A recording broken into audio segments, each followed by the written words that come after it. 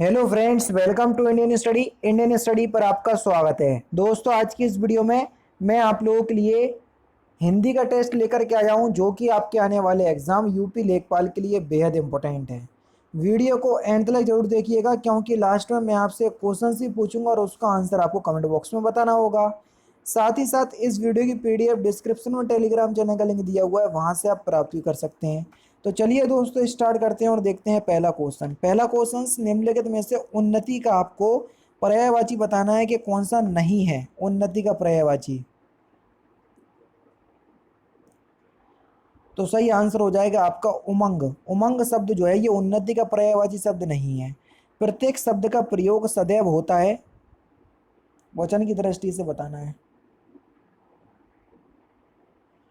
प्रत्येक शब्द का प्रयोग सदैव हम एक वचन के रूप में करते हैं, पहला ऑप्शन करेक्ट। जहां उपमेय में उपमान की समानता की संभावना व्यक्त की जाती है, वहां पर कौन सा अलंकार होता है? तो जहां संभावना व्यक्त की जाती है तो वहां पर आपका कौन सा अलंकार होता है दोस्तों? उत्प्रेक्षा अलंकार। पहला ही ऑप्शन से यहां पर आपका बिल्कुल करेक्ट। संज्ञा का वह रूप जिससे क्रिया के आधार का बोध होता है, उसे क्या कहते हैं? जल्दी से बताइए। संज्ञा का वह रूप जिससे क्रिया के आधार का बोध होता है, उसे क्या कहते हैं? तो उसको हम अधिकरण कारक कहते हैं। चौथा ऑप्शन से यहाँ पर आपका बिल्कुल करेक्ट हो जाएगा। नेक्स्ट क्वेश्चन आपको संधि विच्छेद बताना है कि निम्नलिखित प्रश्नों में से संधि विच्छेद पहचानिए, यानी कि कौन सा संधि विच्छेद जो है वो सही है निश्चल का। तो निश्चल का सही संधि विच्छेद क्या होगा? निहि प्लस चल। कौन से ऑप्शंस में दिया है? चौथे ऑप्शंस में। चौथा ऑप्शन करेक्ट। यहाँ पर देख लीजिए, क्वेश्चन नंबर 6 में आपको वही काम बताना है कि संतोष का सही संधि विच्छेद क्या होगा। तो सही आंसर हो जाएगा आपका सम प्लस तो संतोष। तीसरा ऑप्शन करेक्ट। अत्यंत में कौन सा उपसर्ग है? बढ़िया क्वेश्चन से जल्दी से बताएं कि अत्यंत में कौन सा उपसर्ग है। तो दोस्तों, अगर हम अत्यंत के उपसर्ग की बात करें तो अत्यंत में कौन सा उपसर्ग हो जाएगा? अति उपसर्ग। दूसरा ऑप्शन करेक्ट। नेक्स्ट क्वेश्चन, वर्तनी की दृष्टि से शुद्ध शब्द कौन सा है? ये आपसे पूछा गया है।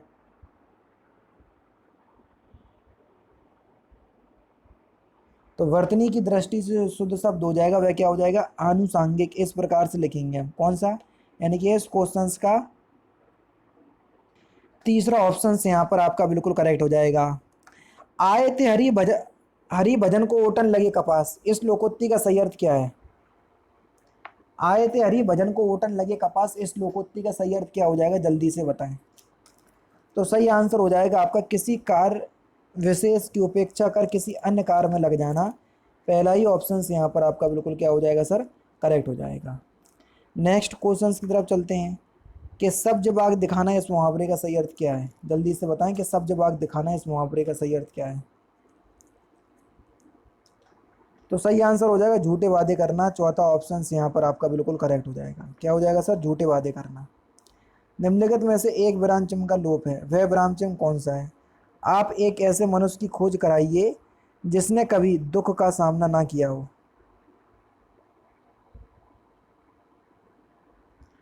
अल्प विराम का प्रयोग नहीं हुआ है यहाँ पर, है ना। आप एक ऐसे मनुष्य की खोज कराइए, यहाँ पर अल्प विराम आएगा, जिसने कभी दुख का सामना ना किया हो। दिए गए विकल्प में से स्मरण का विलोम शब्द आपको बताना है। तो स्मरण का विलोम शब्द हो जाएगा विस्मरण। चौथा ऑप्शन करेक्ट। 13-14 में आपको पुल्लिंग शब्द बताना है, जल्दी बताओ।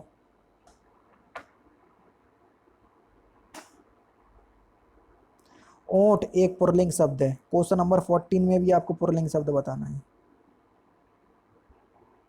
धैर्य एक पुल्लिंग शब्द है। नेक्स्ट क्वेश्चन, शक्ति को शक्ति कहना किस प्रकार के उच्चारण का दोष है?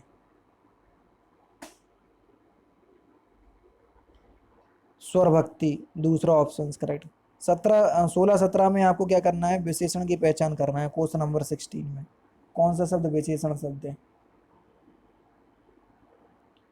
प्राचीन एक विशेषण शब्द है। 17 में ही बताओ। दूना एक विशेषण शब्द है। पहला ऑप्शन करेक्ट। जिसकी पूर्व से कोई आशा ना हो, वाक्यांशों के लिए एक शब्द क्या होगा?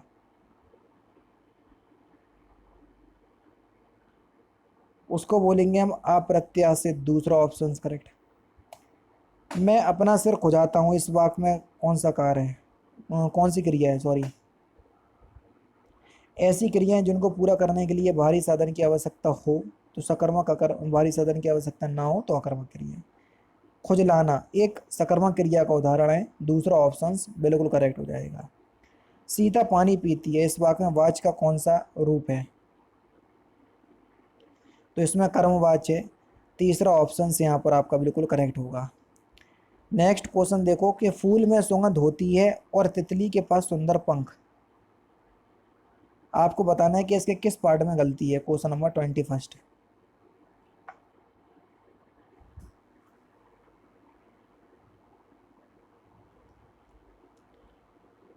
तो सही आंसर आपका क्या हो जाएगा सर? इसके तीसरे पार्ट में गलती है। फूल में सुगंध होती है और तितली के पास सुंदर पंख, या तितली के पास सुंदर पंख। तो यहाँ पर जो आपका पास शब्द का प्रयोग जो है वो अनावश्यक हुआ है ना। तो तीसरे पार्ट में गलती है। स्त्री का हृदय गुलाब की पंखुड़ियों की तरह अत्यंत कोमल एवं संवेदनशील होता है। तो आपको बताना है कि इसके किस पार्ट में गलती है।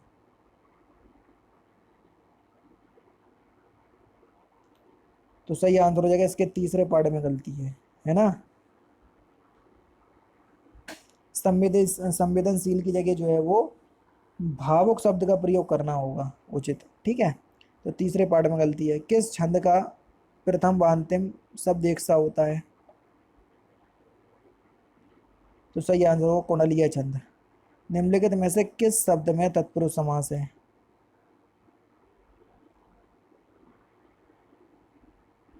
अनिच्छा में तत्पुरुष समास है। तीसरा ऑप्शन बिल्कुल करेक्ट। और लास्ट क्वेश्चन, अखियां हरी दर्शन की भूखी, कैसे रहे रूप रस राची, ए बतियां सुनी रूखी। मैं आपको बताना है कि कौन सा रस है, आराम से बता दोगे, सिंपल है। तो दोस्तों ये थे आपके 25 हिंदी के इंपॉर्टेंट क्वेश्चंस जो कि आपके आने वाले एग्जाम यूपी लेखपाल के लिए बेहद इंपॉर्टेंट है। और मैं आपको बार बार कह चुका हूँ कि अगर आपको मेरी वीडियो पसंद आए तो प्लीज़ दोस्तों वीडियो को लाइक और शेयर जरूर करिए करो, ठीक है।